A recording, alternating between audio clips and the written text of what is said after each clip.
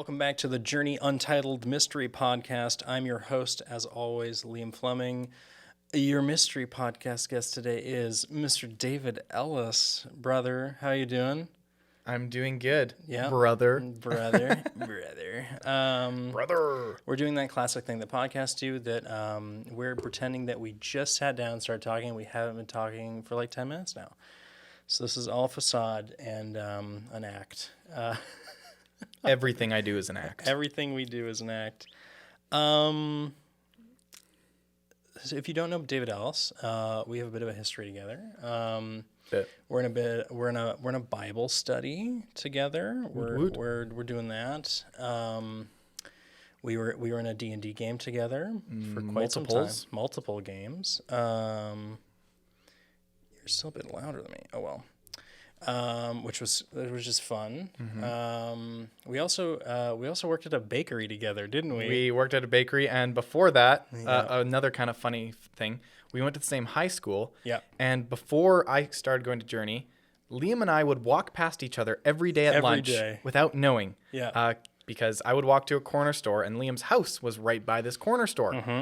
And we'd always walk past each other, and I knew exactly who Liam was.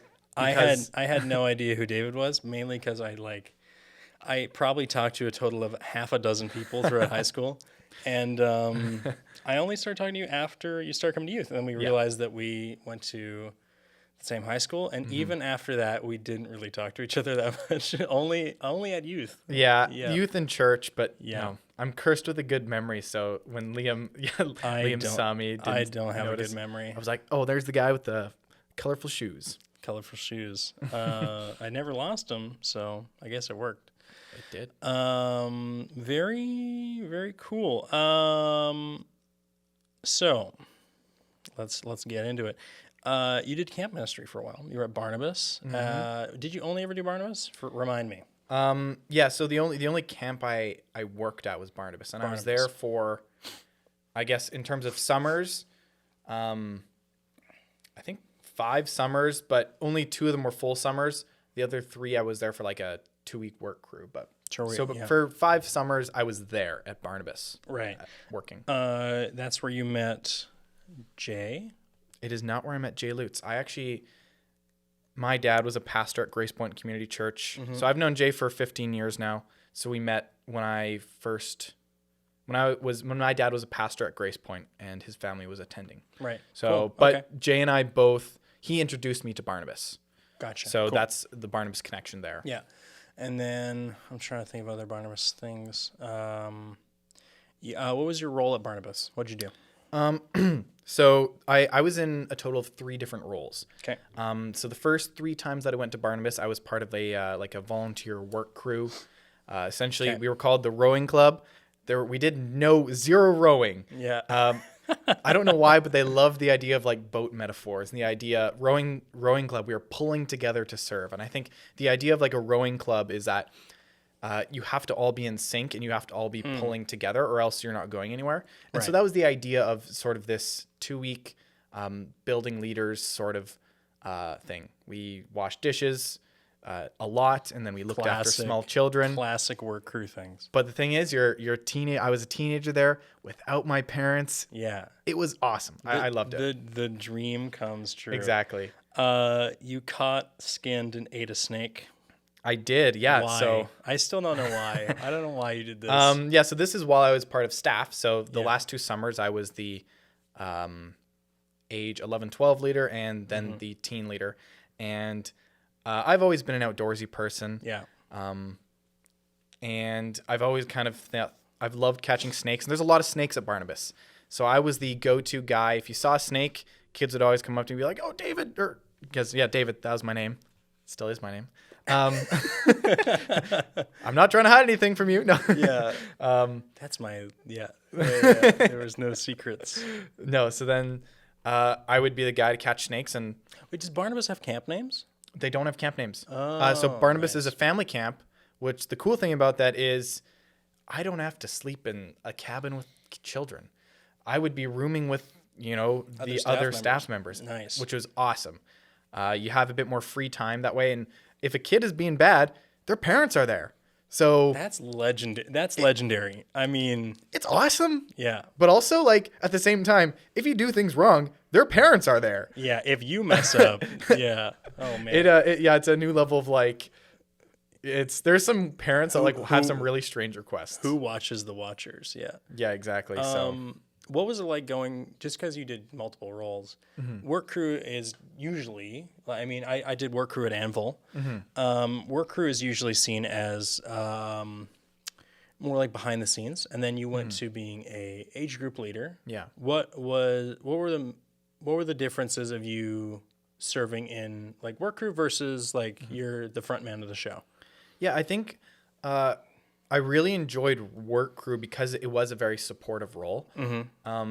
And a lot of the things that we did were, pretty menial stuff. Like you're doing the things that a lot of people didn't want to do. And then, but then you were lucky. Sometimes you would help out with maybe an age group that needed some extra help, or you'd look after babies.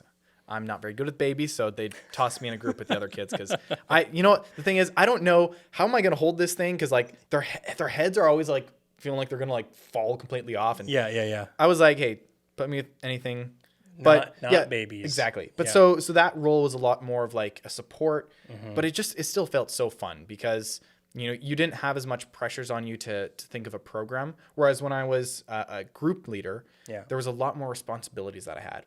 I had to create a program that I'd do for the whole summer. We were kind of given like a theme maybe. So I think one year the big thing was trust.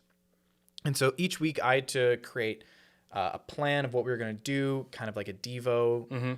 And I would kind of implement that each week.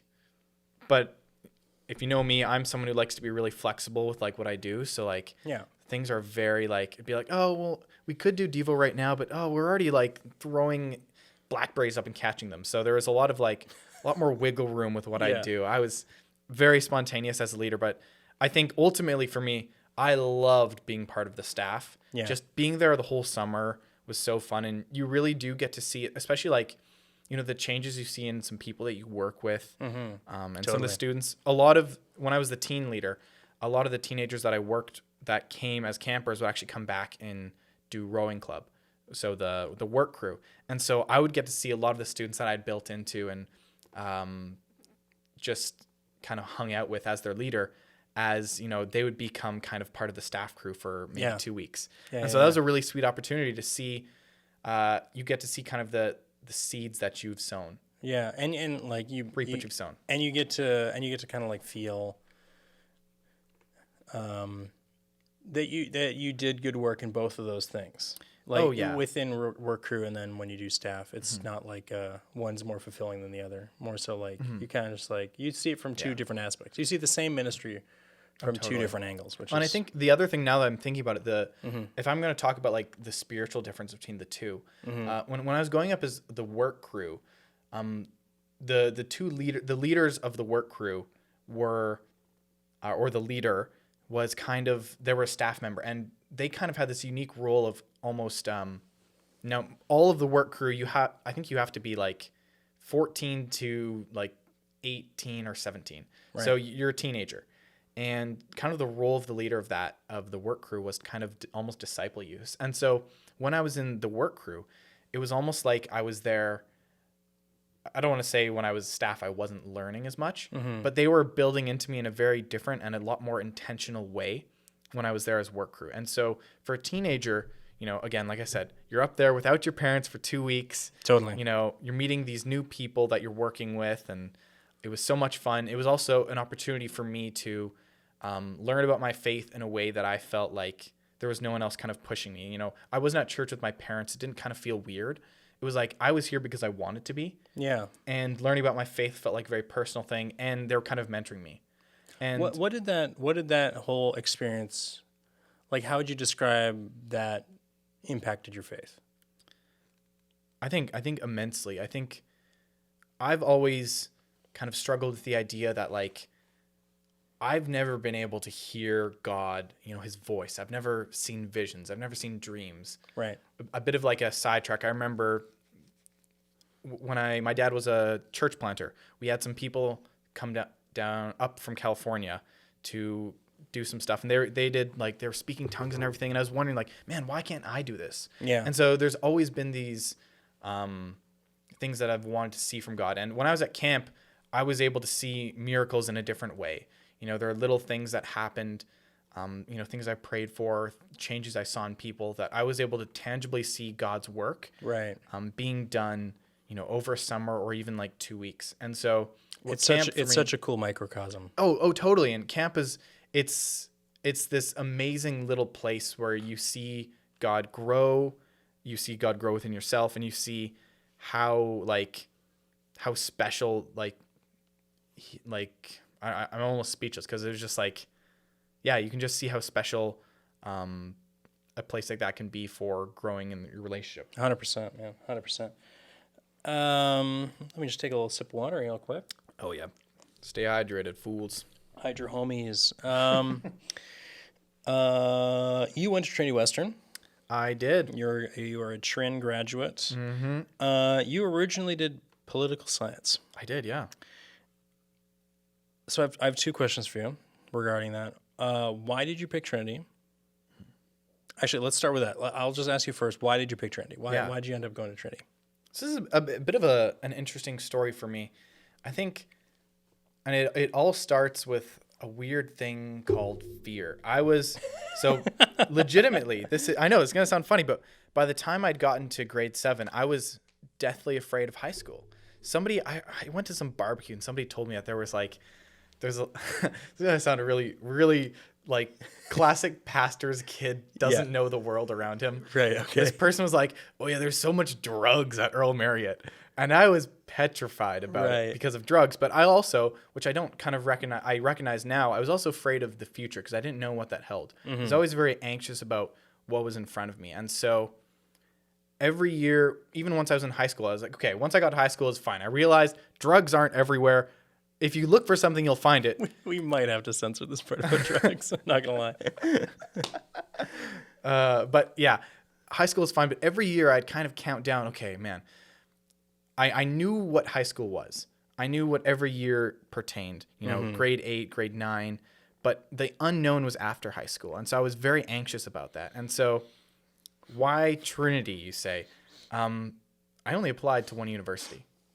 Which is, I don't know, probably in hindsight is probably dumb. I had a pretty decent GPA. I was, a 91. I probably could have gone anywhere I wanted to, but I was so anxious about where I wanted to go and what I wanted to do. Yeah. That I just I applied to one place and I didn't want to deal with anything else. And I mean, I can't do anything about it now. And I think that was obviously what God wanted for me. There's a lot of things that happened at Trinity Western that if I had have gone to say UBC or SFU, that might not have happened. So ultimately, I'm glad I went to Trinity, but at the same time is a lot of fear almost motivated my choice. That was the option that seemed safest to me for some reason. Right. There was some, so you're saying fear within high school was you're talking about bullying, drugs, being tempted to smoking, but maybe there was a safe haven within something familiar to you, because you going to Trinity might have been that. Well, and the thing too is what I realized is my initial fears of high school, were people being mean, drugs and parties and stuff that was to me very scary. But as typical high school movie stuff, it's oh man, I don't want to get. But once I got there, I realized that wasn't the case, you know. And what kind of started to happen is that my fears were now more of, well, there's so much uncertainty in what's going on afterwards. And I guess what I didn't realize at the time for me is I didn't trust God's plan. I mean, God's plan. But I legitimately didn't. And I guess now that, if you look back at everything, you can say that was God's plan. That was God's plan. But at this time, I wanted to plan everything out, but I didn't know how to plan everything out. And so what this became was a fear of the future, a fear of the unknown. And so for me, university was a fear of the unknown. Right. And Trinity Western was the only university I'd ever really been to. And it was the one where I think the people reached out to me the most and it seemed the safest. And I had a good friend, Jay, who was going there as well. Yeah. And so it seemed to me like just the safest place and the easiest answer for me. Right. Okay. Yeah, no, that's good stuff. So what drew you to poli-sci? Again, this is another multifaceted answer. Okay. But I've always That's why been we're somebody here. who's interested in history and politics, and I've always enjoyed, debating.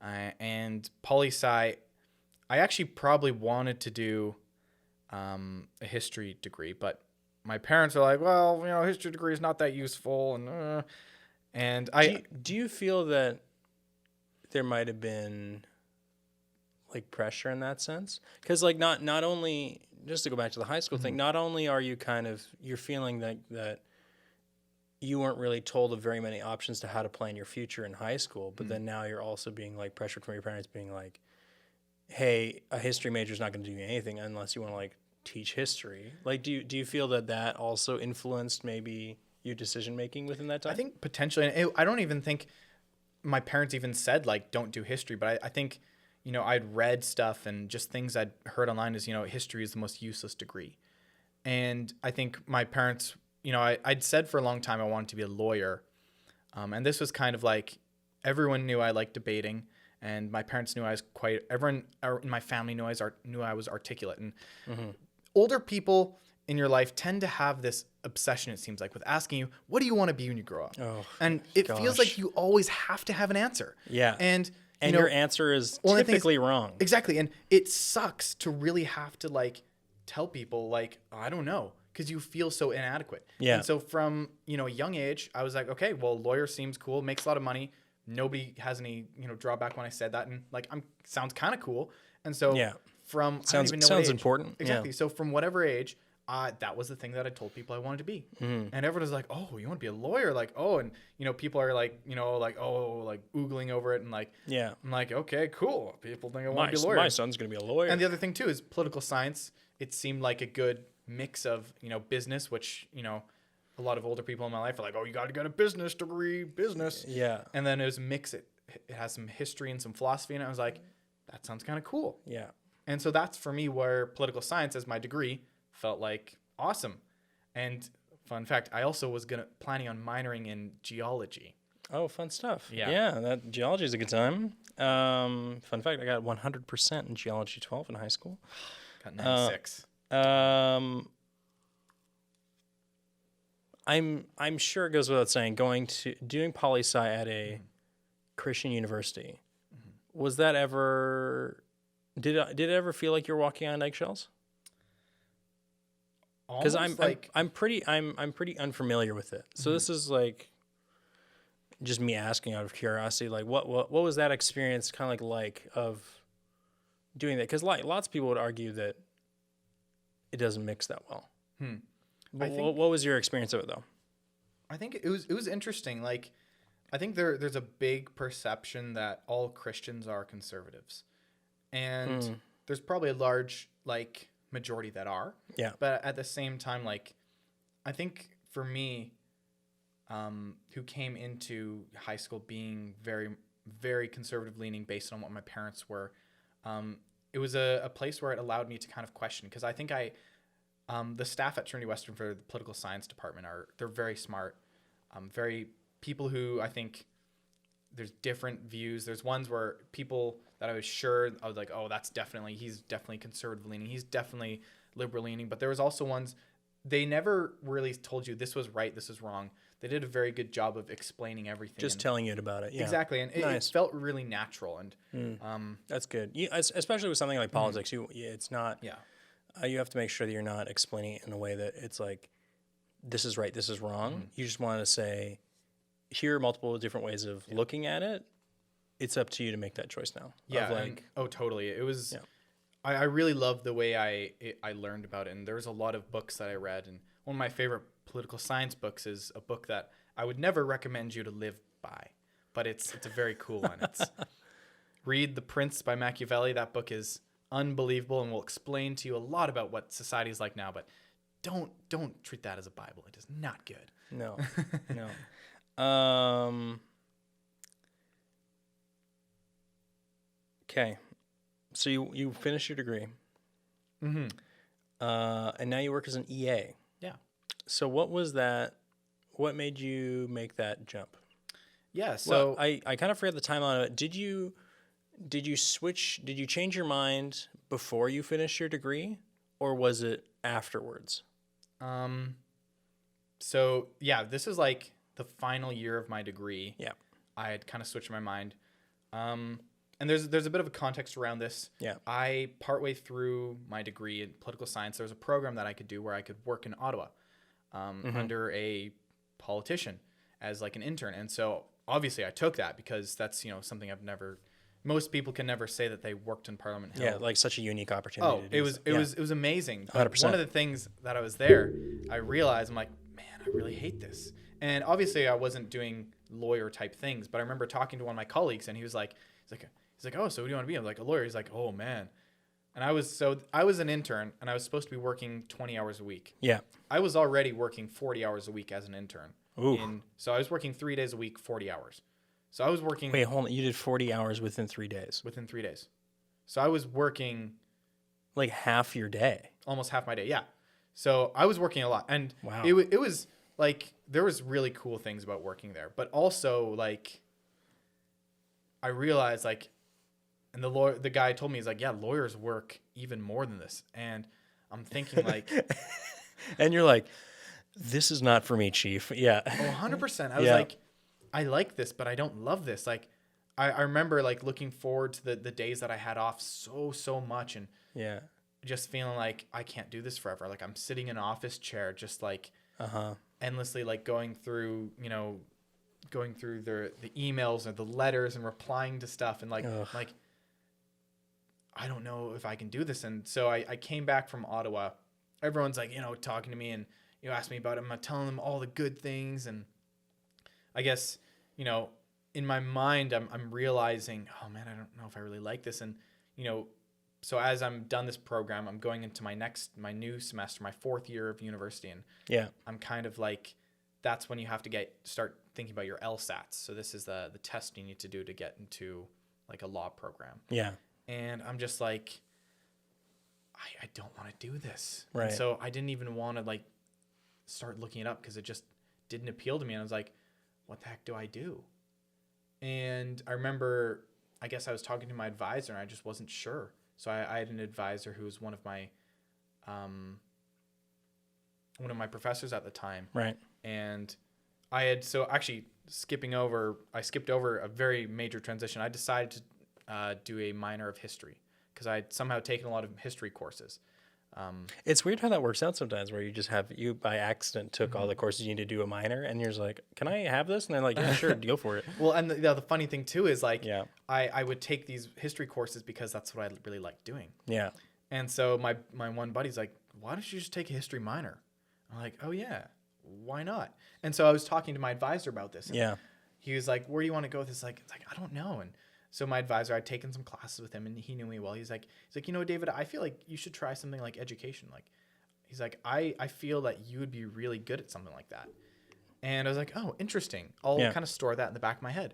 Mm-hmm. And over the next few weeks or so, I had a lot of people tell me a lot about my like, my abilities skill at set. Teaching. Exactly. Yeah. And I even looked back at sort of camp and in some of the ways that I was, teaching, students about and campers about God. And I've realized it's something that I really like doing and teaching. And so as I kind of went out of my last year at Trinity, I was like, maybe I'd like to go into like education and be a teacher. And I think for whatever, I was too late to apply to actually any teachers colleges or universities. Whatever other things you need to take. Yeah. And so I was like, well, what the heck am I going to do? I'm going to graduate and I don't know. And then my mom was like, oh, you could try being an EA. So an EA is an educational assistant. Yeah. I work with a lot of students with special needs and or just if they have some learning disabilities or just honestly just students. Anyone who needs extra help. Totally. Yep. And so I was like, I could probably do that. Like, I feel like, in my times at camp and I've worked with a lot of students like that. And so I was like, I feel then, like I can be good at that. Yeah, and then you got the job at Surrey Christian. Well, yeah, it was funny because I actually, the superintendent of that school was my principal in preschool. So I had this weird connection. Yeah. You have a principal in preschool? Well, yeah. I don't have much preschool experience. I went to preschool for 3 days. Fair enough. So yeah, I had this weird connection, and I went to this interview feeling like, well, this is weird. I don't know if I'm gonna get this. Yeah. I got the job. It was amazing. It was such a crazy thing. I actually have I remember writing down. I used to do a little bit of weird journaling. Journaling's not weird. My journaling was weird, and so I did this, and I was feeling really down this one day. I'm like, man, I really need a job, and that day I got an interview, and I literally wrote on that same day. I'm like, I got an interview half an hour later after I wrote this very mopey journal entry. Yeah. And it ended up working out really well. And I've been working at Surrey Christian as an EA for almost 2 years now, and it's been so fun. That's great, man. Yeah. That's so good. Yeah, you just ended up doing something that totally wasn't what you had intended.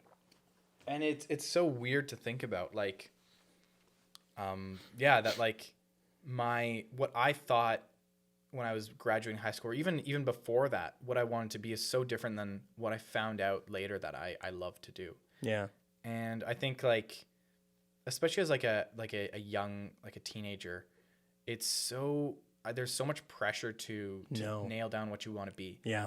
And I let a lot of that pressure and a lot of my fears of letting people down or failing myself dictate what I wanted to do. And obviously I have some things that I regret, I wish I'd taken my whole degree as history. That would have been awesome. I still love political science, and I'll go on to philosophy and political stuff all the time, but man, I would have loved to do more studying about First Nations history in Canada. That was a whole avenue I wanted to learn more about. Yeah. And I think because of my fears and things that people I wanted to impress without realizing what is something that I'm good at, what I would enjoy, and what brings me life while I'm doing. Yeah. I never thought about that. Dude, this has been a joy. Thank you, man. Thank you for coming on. Where can people catch up with you? Probably in person. I've almost zero media presence. We love social media presence, but I do have an Instagram, David RX Ellis. You can check me out there. I don't post, but I don't know. Cool, man. Well, just in case people have questions about stuff. Yeah, sweet. Thank you so much. This has been David Ellis. I've been your host, Liam Fleming. Have a good one, guys. Take care. Peace.